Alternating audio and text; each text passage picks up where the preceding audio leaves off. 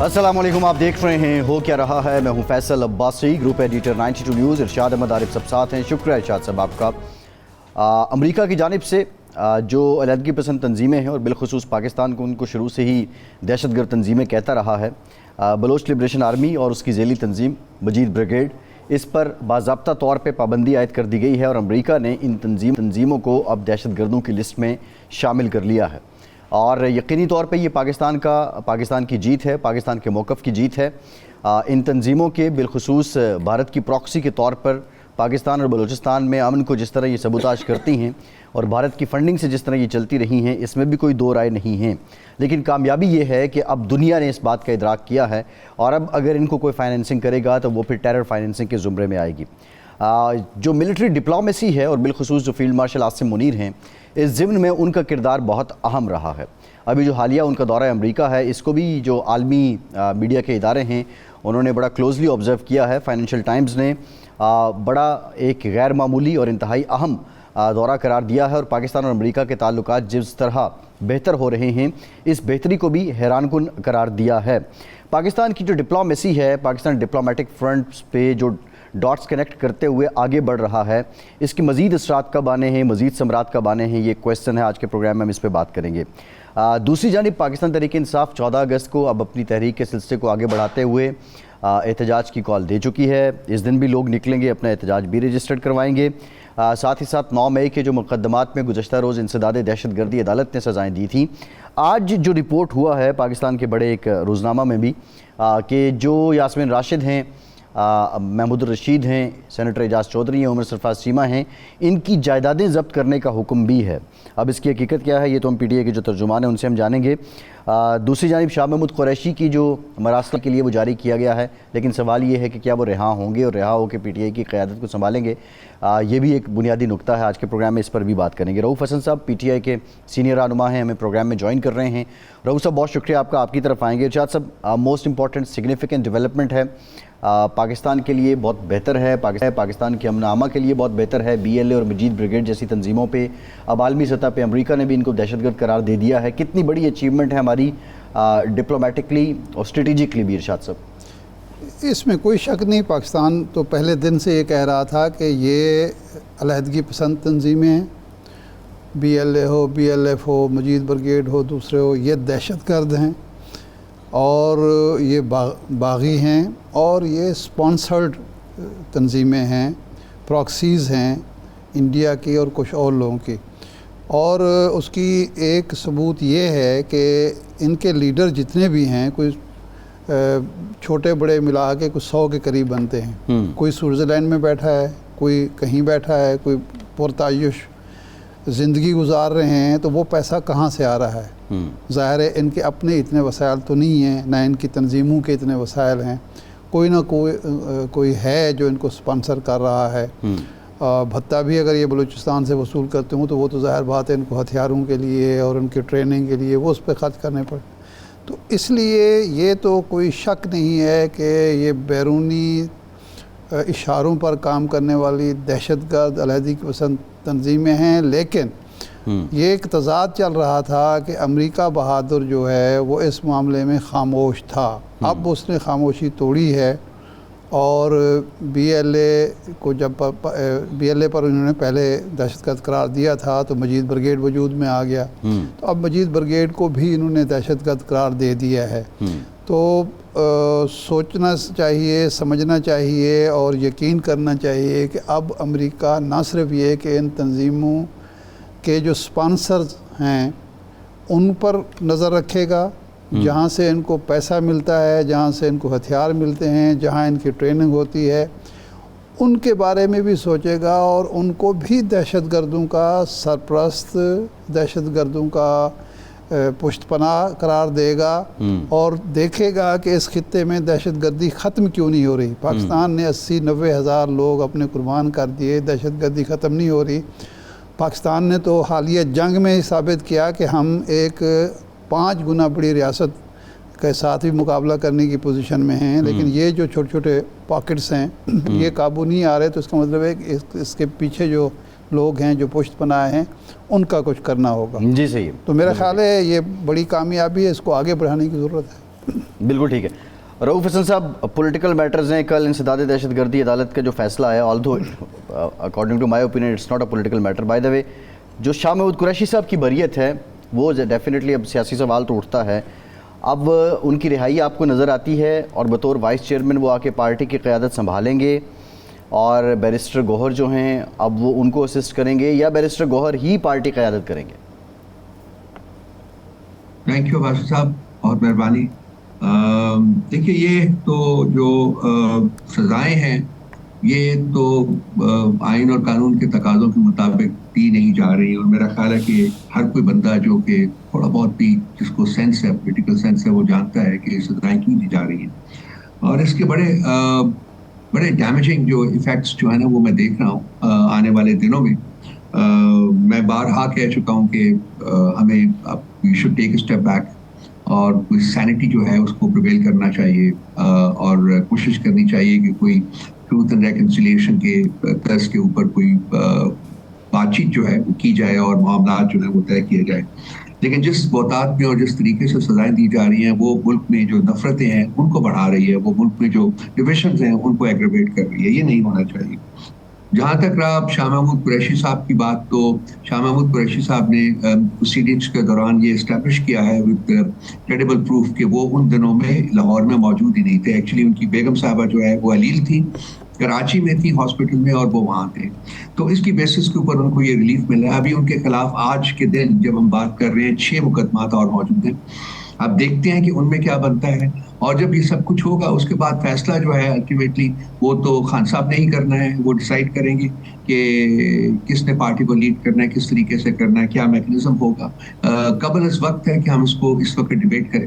वो पार्टी के vice chairman है, बिल्कुल हैं, और उसमें कोई शक नहीं है। लेकिन जब ये मौका आता है तो मेरा ख्याल है कि खान साहब को रेफर किया जाएगा ये मामला, और वो हल करेंगे इसको। नहीं, 6 जो केसेस हैं उसमें उनकी ज़मानतें भी तो हो सकती हैं। अगर मिसाल के तौर पर ज़मानत हो जाती है और वो बाहर आ जाते हैं जिसकी उम्मीद की जा रही है, तो फिर क्या वो जिस रिकन्सिलिएशन की बात आप कर रहे हैं वो रिकन्सिलिएशन पर तवज्जो दे सकते हैं, वो करा सकते हैं, करने की पोजीशन में है और पार्टी उनको अलाउ करेगी? शाद साहब जी, बिल्कुल मैंने अर्ज किया ना कि वो 6 मुकदमात में पहले अभी वो भी इस वक्त मौजूद हैं। लग रहा है कि शायद उसमें भी बेल्स हो जाए, बिकॉज उन्होंने अपनी जो क्रेडेंशियल्स हैं उनको इस्टेब्लिश कर लिया है कि वो लाहौर में नहीं थे। तो ये तमाम चूंकि 9th में रिलेटेड केसेस हैं, तो इसलिए लगता यही है कि उनमें भी बेल्स हो जाएंगी, और वो बेल्स हो जाती हैं जब इंशाअल्लाह ताला और वो बाहर आते हैं। तो उससे उस वक्त मेरा ख्याल है कि चूंकि उनका एक पॉलिटिकल स्टेचर है, खान साहब के बाद उनका एक पॉलिटिकल स्टेचर है। परवेज इलाही साहब ने तो डिसाइड किया कि शायद वो एक्टिव पॉलिटिक्स में हिस्सा नहीं लेना चाहते। तो जब भी आएंगे तो मेरा ख्याल है कि खान साहब के साथ मुलाकात करेंगे और खान साहब की एडवाइस के मुताबिक आगे बढ़ेंगे। बिल्कुल आपने सही फरमाया कि अगर शाह महमूद साहब आए और वो उन्होंने जेल से भी जो खत लिखे हैं उसमें भी आपको याद है कि उन्होंने डायलॉग के बारे में बात की है कि डायलॉग जो है उसको करना चाहिए।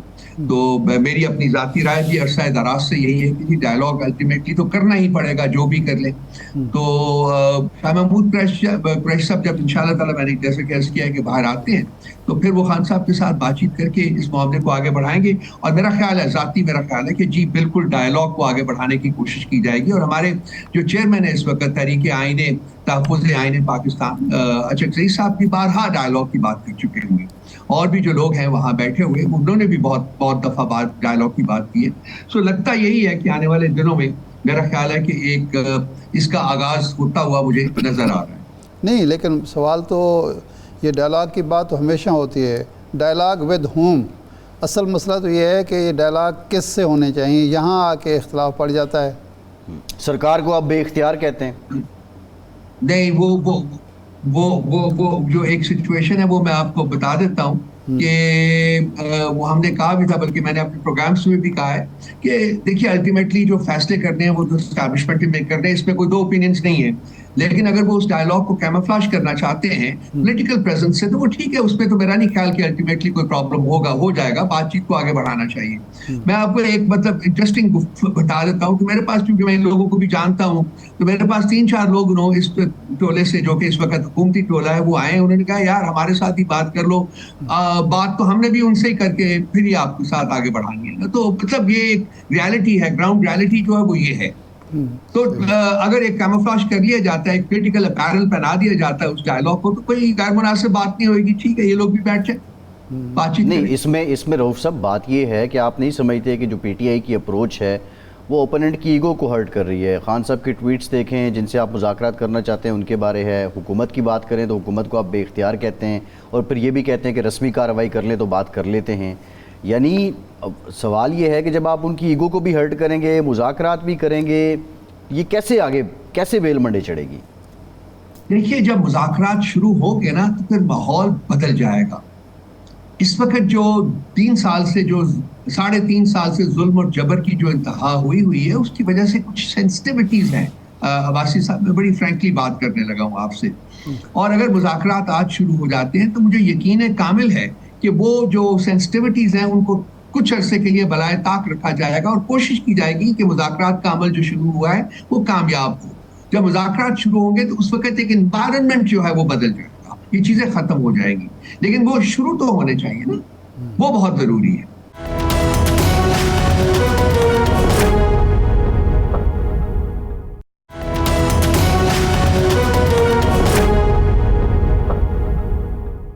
अच्छा, अब ज़िमनी इंतखाबात का मरहला आ रहा है।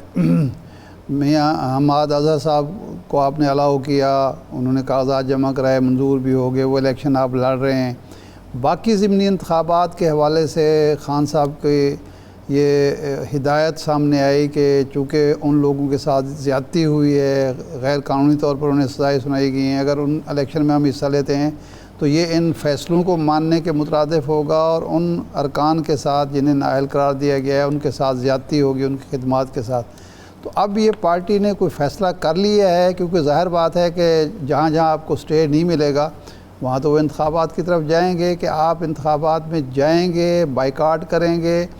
माजी में जिन सियासी जमातों ने बाइकाट किया, बल्कि आपने ख़ुद भी जब असम्बली का बाइकाट किया तो उसके बाद आप पछताए, आपने वापसी की कोशिश की जो नाकाम बना दी गई। तो अब बाइकाट के फ़ैसले पर कायम रहेंगे या इलेक्शन में जाएंगे और ये मौका ज़ाया नहीं करेंगे अवाम से रब्ते का? दो डिफरेंट क्वेश्चंस हैं आप में। एक है हमाद अजहर साहब का जो कॉन्स्टिट्यूंसी, वो डिफरेंट है, क्योंकि वो डिस्क्वालीफाई नहीं हुए, बल्कि उनके वालिद साहब की अनफॉर्चुनेटली वफात हुई है, वो फौत हुए हैं, तो उससे वो सीट खाली हुई है। उसके बारे में कोई कंट्रोवर्सी नहीं है कि उसके ऊपर हमने कंटेस्ट करना है। आप बाकी वो आते हैं वो सीटें जहाँ के हमारे लोगों को गैर आईनी और गैर कानूनी तरीके से डिस्क्वालीफाई किया गया। उसमें खान साहब ने पहले कहा था जी कि हम उसमें हिस्सा नहीं लेंगे। उसके बाद पार्लियामेंट्री पार्टी की मीटिंग हुई, उन्होंने कहा जी कि हमें हिस्सा लेना चाहिए, हमें स्पेस नहीं छोड़नी चाहिए ऑपोजिशन के लिए, और ये कि ये जानते हुए भी कि हमें शायद इन्होंने जीतने नहीं देना, उसके बावजूद हमें अपनी जो पॉलिटिकल स्पेस है वहाँ उसको मेंटेन करने के लिए पॉलिटिकल एक्टिविटी जो है वो करनी चाहिए। उसके बाद जो पॉलिटिकल कमेटी की मीटिंग हुई तो उसने भी इस फैसले को एंडोर्स किया, और ये रिक्वेस्ट की गई कि जी ये जो फैसला है पार्लियामेंट्री पार्टी का और पॉलिटिकल कमेटी का, ये खान साहब के पास दोबारा लेके जाया जाए। अब जब लोगों ने, जो सीनियर लोगों ने मिलना था इस अर्ज के साथ, तो वो उनको मिलने ही नहीं दिया गया। तो एक जूनियर वकील हमारे वो लेके गए, लेकिन खान साहब ने उसमें 2 हिस्सों में अपना फैसला सादर किया। एक तो ये जी कि मुझे नहीं नजर आता कि हमें किसी किस्म की पॉलिटिकल एक्टिविटी भी करने देंगे, या हमें बेशक हमें 90% वोट भी पड़ जाए तो फिर भी हमें जीतने देंगे। ये दूसरी बात यह है कि उन्होंने कहा कि जहां तक तहरीक तहफ़्फ़ुज़ आईन पाकिस्तान के अचक साहब की बात है, उनको कहिए कि वो मुझे भेजें कि उनकी क्या रैशनल है, कि किस तरीके से वो देख रहे हैं कि पॉलिटिकल एक्टिविटी होगी और हमें पॉलिटिकल एक्टिविटी करना चाहिए। क्योंकि खान साहब की कंटेंशन ये थी कि मुझे कोई पॉलिटिकल एक्टिविटी की इजाज़त मिलते हुए नजर नहीं आ रही। अब बॉल जो है इस वक्त वो है अचकज़ई साहब की कोर्ट में। उन्होंने खान साहब को अपना मैसेज भेजना है। वो पता है आज के दिन भी इन्होंने मुलाकात नहीं होने दी, हमारे वकला की भी मुलाकात नहीं होने दी। प्रॉब्लम जो बेसिकली इरशाद साहब है वो ये है जब खान साहब के साथ हमारी कम्युनिकेशन नहीं हो रही, बातचीत नहीं हो रही, जैसे कि हमारी पिछले महीनों के पहले होती थी, हर थर्सडे को 6 लोग जाके सियासी लीडरान जो थे उनसे मिलते थे, तो वो बहुत कुछ सेटल हो जाता था, स्टेट में सेटल हो जाता था। अब तो मुलाकात ही नहीं हो रही। हमारी पॉलिटिकल लीडरान की मुलाकात किए हुए तकरीबन 35 से ज्यादा हफ्ते हो गए हैं। अब बुकला की भी मुलाकात नहीं होने दी जा रही है, फैमिलीज की भी मुलाकात नहीं। सही। So that is the core reason for this indecision, या मैं कहता हूँ कि टू एंड फ्रो जो हो रहा है, वो कहते हैं, हम कहते हैं, वो कहते हैं, हम कहते हैं, कि एक मीटिंग में उनके साथ बैठ के सॉर्ट आउट हो सकता है, कोई मसला नहीं। लेकिन यही तो एक सियासी जमात का असल जो रोल होता है, या एक सियासी जमात को सोचना होता है कि अगर वो अगले 6 महीने तक मुलाकात नहीं होने देते तो इसका मतलब है कि आप चुप करके बैठे रहेंगे। तो आप ये कोई मैकेनिज़्म तय क्यों नहीं करते कि मुलाकातें अगर नहीं होती तो एक पार्टी जो है, पार्लिमानी पार्टी, कोर कमेटी, बाकी जो हैं, वो मिलजुल के कोई फ़ैसला करें, और फ़ैसला ऐसा हो। ज़ाहिर बात है खान साहब के साथ जिन लोगों ने 30 साल 20 साल गुजारे हैं वो ये समझ सकते हैं कि खान साहब की क्या सोच हो सकती है। उसके नतीजे में ख़ुद फ़ैसले करें ताकि इस जो हुकूमत के पास आपकी कमज़ोरी आ गई है इससे भी निजात मिले और आप सियासत भी बेहतर अंदाज में कर सकें। देखिए, ये आपकी जो एनालिसिस है ये बिल्कुल हमारी भी एनालिसिस है, और ये हम इन लाइंस के ऊपर ही काम कर रहे हैं। लेकिन सिमल्टेनियसली मुझे ये नहीं समझ आती, वो उस दिन अक्षय सिंह साहब से बात हो रही थी तो उन्होंने कहा भी, अपने एक प्रोग्राम में भी कहा कि जब नवाज शरीफ साहब जेल में थे तो हम जाते थे उनको मिलने कभी कभी, और वो पूरा एक जमे गफीर होता था, 30 40 50 लोग वहाँ बैठे होते थे, खाने खाए जा रहे होते थे, हर चीज की इजाजत होती थी। अब खान साहब के ऊपर ये रिस्ट्रिक्शंस क्यों हैं, क्यों उनको मिलने नहीं दिया जा रहा, ये बहुत इंपॉर्टेंट, ये गैर इंसानी और गैर इखलाकी रवैये हैं, ये गैर आईनी और गैर कानूनी रवैये हैं। इनके ऊपर तो मीडिया को बात करनी चाहिए ना मेरे भाई। लेकिन आपकी मैं एनालिसिस से एग्री करता हूँ इरशाद साहब, इन्हीं लाइंस के ऊपर ही हम कर रहे हैं, और आप देखेंगे 1 या 2 दिन में इंशाल्लाह ताला हमारा फैसला जो है वो सामने आ जाएगा। ये रऊफ साहब, लेकिन एक तासुर आपकी जमात में ये भी है कि जो इस वक्त दस्तयाब लीडरशिप है वो जिम्मेदारी लेने के बजाय बात जो है वो खान साहब पे डाल देते हैं। एक डिसीजन कलेक्टिव कोई पार्टी लेती है, उसकी जिम्मेदारी लेती है, उसको ऑन करती है, तो फिर आपकी जमात के लीडर उस पर क्या एतराज़ करेंगे? या फिर आप जब सब लोगों का एका जब हो जाएगा तो अकेला लीडर क्या कर सकता है फिर? देखिए, एक चीज समझिए, पीटीआई जो है वो इमरान खान है, ये सारे जो वोट्स हैं ये सिर्फ खान के, ये हकीकत है।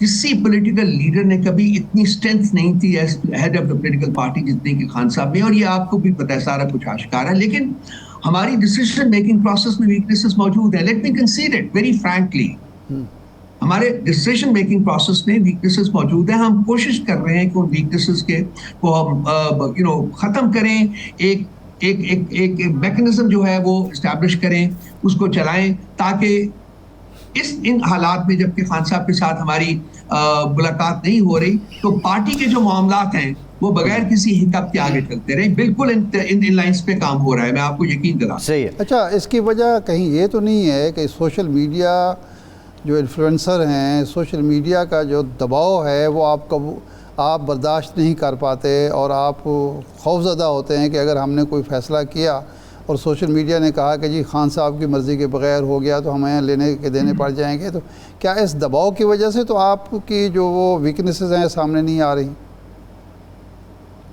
इरशाद साहब, दबाव तो एक फैक्टर है, मैं उसको डिनाई नहीं कर सकता, बिल्कुल। लेकिन उसके बावजूद जो है हमारे जो लीडरान हैं, खासकर जो पुराने लोग हैं जिन्होंने खान साहब के साथ काम किया है, मेरा ख्याल वो बहुत मेहनत कर रहे हैं। और अनकरीब जो ये जो मसला है, जो एक हिकअप है, ये इसको हम रिजॉल्व कर लेंगे, डेफिनेटली रिजॉल्व कर लेंगे। डिसीजन मेकिंग प्रोसेसेस जो है वो रुकने नहीं चाहिए, वो चलते रहने चाहिए। और लाजमी बात है कि खान साहब की मर्जी तो उस पर शामिल हाल रहेगी, वन वे और दी अदर, उसके बगैर तो गुजारा नहीं होगा, क्योंकि अल्टीमेटली वही उस मनसब के ऊपर हैं, उन्हीं की सपोर्ट है, लोगों की सपोर्ट भी उनके साथ है। तो ये सिर्फ सोशल मीडिया का मसला नहीं है, ये पाकिस्तान के अवाम का भी मसला है। आप देखेंगे कि सिर्फ सोशल मीडिया नहीं करता, बल्कि अवाम जो है, अवाम उन्नास जो है, वो भी अपनी रिजर्वेशन फ्रस्ट्रेशंस जो वो एक्सप्रेस करते हैं अगर उन्हें कोई फैसला जो वो ठीक ना लगे। हाँ, और बात है कुछ स्काउट्स भी हैं जो कि मीडिया के ऊपर नमूदार होते हैं हर शाम को, वो लोग भी एक डिसइंफॉर्मेशन का एक स्पेट उन्होंने चलाया हुआ है। लेकिन मैं बिल्कुल कंसीड करता हूँ कि हमारी डिसीजन मेकिंग में कुछ अभी कुछ वीकनेसेस हैं जिनको कि हम रिमूव करने सही है। अच्छा ये बताइए, ये फरमाएं कि शेर अफजल मरवत साहब को आपने पार्टी से निकाल दिया, मेंबरशिप तो उन्होंने वापस नहीं की, आपको मेंबर असम्बली हैं। अभी इतला आई कि जी आपकी पार्लिमानी पार्टी में बहुत सारे लोगों ने कहा कि उनको वापस लेना चाहिए, लेकिन जिस दिन से ये खबर आई उसके बाद उनका लबो लहजा मज़ीद तल्ख़ हो गया है। और वो पहले अलीमा ख़ान साहब को हदफ तनकीद बनाते थे, अब वो इमरान ख़ान साहब पर भी एतराज़ात करने लगे हैं कि जी उनके गलत फ़ैसलों की वजह से ये हुआ वो हुआ, अब मुझे वापस लेंगे तो मैं ये शर्त रखूँगा। तो ये कौन लोग हैं जो शेर अफजल मरवत को वापस लाना चाहते हैं, और क्या उनके बगैर पार्टी आपसे चल नहीं पा रही? शेर अफजल मरवत सर, मैं चाहूंगा नहीं कि मैं अपने आप को डिग्रेड करूं उनके लेवल पे जाके उनके बारे में बात करूं, लेकिन आपने चूंकि सवाल किया तो मैं मुख्तसरन जवाब दे देता हूं। नंबर 1, वो पीटीआई के मेंबर नहीं है, उनको पार्टी से निकाला जा चुका हुआ है। नंबर 2, पार्लिमानी पार्टी की मीटिंग में उनको शामिल नहीं किया गया। ये लोग बाहर बैठे हुए थे, पार्लियामेंट में थे, कुछ लोग बैठे हुए थे, ये वहां आ गए थे और इन्होंने बैठ के कुछ बात की और चले गए। जो इनका लबो लहजा है, जो इनका अंदाज़े गुफ्तगू है, जो उनके लहजे में बनम है, तजाबियत है, उसके बाद तो मेरे ख्याल के सोचा भी नहीं जा सकता कि इनको किसी स्टेज के ऊपर पार्टी में वापस लें। मैं इससे ज़्यादा नहीं कहना चाहूँगा। अच्छा ये बताइए कि फैसल चौधरी साहब कल हमारे प्रोग्राम में थे, उन्होंने कहा कि इमरान खान पहले बंद गली में थे, अब वो बंद कमरे में जा चुके हैं और रिविज़िट करना होगा उनको अपनी सोच को। आप मुत्तफ़िक़ हैं उनकी इस बात से? सर, फैसल चौधरी साहब कौन होते हैं और ये उस एजेंडा के मुताबिक बात करते हैं? अभी आपने पहले उसकी शेर अफजल मरवत की बात की, अब आपने Faisal Chaudhry. They are not part of PTI.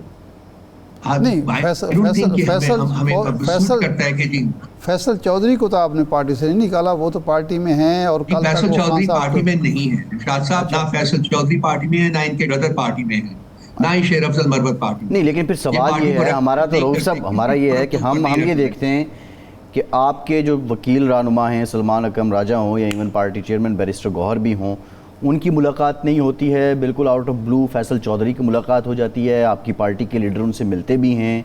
तो आप इमरान खान खुद इनको टाउट डिक्लेयर क्यों नहीं करते, और फिर वो इनसे मुलाकात क्यों करते हैं? नहीं करते जी, मुलाकात नहीं हो रही है, खत्म हो चुकी हुई है। एक देखिए, एक कोर्ट रूम में लोग बैठे होते थे, इनसे कभी खान साहब ने कभी मुलाकात करने की ख्वाहिश का इजहार नहीं किया। कोर्ट रूम में बैठे होते हैं, ये लोग पहुंच जाते थे, बहुत से लोग पहुंचते हैं और जाके खान साहब के पास करीब बैठने की कोशिश करते हैं। वो एक उनकी जो Khan sahab the decent person that he is, उस कॉन्टेक्स्ट में कभी बात इनकी हो जाती है, लेकिन एज सच पार्टी की पॉलिसी मेकिंग में या उसकी इम्प्लीमेंटेशन के किसी फेज में इनकी कोई शमूलियत नहीं है। ये पार्टी के मेंबरान नहीं है, ये पार्टी का हिस्सा नहीं है। अच्छा, ये 14 अगस्त की जो आपने ऐलान किया था तहरीक का, क्या अब ये यौम स्याह होगा या यौम आज़ादी होगा?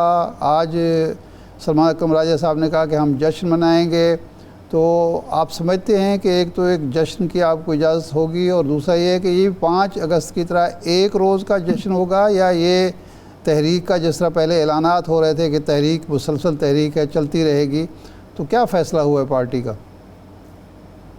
14 अगस्त जो है हमारे लिए एक बड़ा मुबारक दिन है। पाकिस्तान मार्ज़ वजूद में आया था, उस दिन सेलिब्रेशन होनी है जी, आज़ादी की सेलिब्रेशन होनी है, वो ही कर रहे हैं जी हम लोग। और ये एक ही दिन का मसला है, 14 अगस्त का ही सिर्फ ये काम, और वो इंतहाई पुरअमन तरीके से, जैसे कि सारा मुल्क बाहर निकलेगा, इसी तरह से वो लोग भी निकलेंगे। उन्हीं लोगों में वो लोग भी हैं जो कि पीटीआई को सपोर्ट करते हैं, उन्हीं लोगों में वो लोग भी चंद हैं जो कि पीटीआई को सपोर्ट नहीं करते। तो वो तमाम पाकिस्तान के तमाम अवाम जो है, जहाँ रियासत की बात आती है मेरे भाई, वहाँ कोई डिफरेंस नहीं होना चाहिए। यानी ये एक्सक्लूसिवली पीटीआई का जो तहरीक है, 14 अगस्त का जो आपका इवेंट है, वो तहरीक का जो आप मज़ामती और एहतजाजी तहरीक है उसका हिस्सा नहीं है, वो सिर्फ जश्न है जैसे बाकी कौम मना रही है। जी बिल्कुल, ये वानत है, वो एक सेलिब्रेटरी है, जो आपने लफ्ज़ भी एक इस्तेमाल किया था, मैंने अभी भूल गया हूँ, वही है बिल्कुल। ये जश्न है, ये जश्न आज़ादी जो है उसको सेलिब्रेट करना। जी सही है, लेकिन इससे पहले आप नहीं समझते कि रऊफ साहब ये प्रोपेगेंडा था या वाकई पीटीआई में ये सोच थी कि 14 अगस्त को एहतजाज किया जाए और एहतजाजी तहरीक को ही जारी रखा जाए, और इसका फिर फ़ायदा क्या हुआ? देखिए, मैं तमाम कमेटीज़ में बैठता हूँ, मुझे तो 14 अगस्त को एहतजाज करने की कोई आवाज़ नहीं आई। मैं आपको फ्रैंकली बता रहा हूँ, तमाम कमेटीज जो कि डिसीजन मेकिंग बॉडीज है वहाँ मैं बैठता हूँ, और ये एक सिर्फ सेलिब्रेशन की बात नहीं है कि 14 अगस्त को हमने भरपूर तरीके से पाकिस्तान की आज़ादी का जश्न जो है वो मनाना है।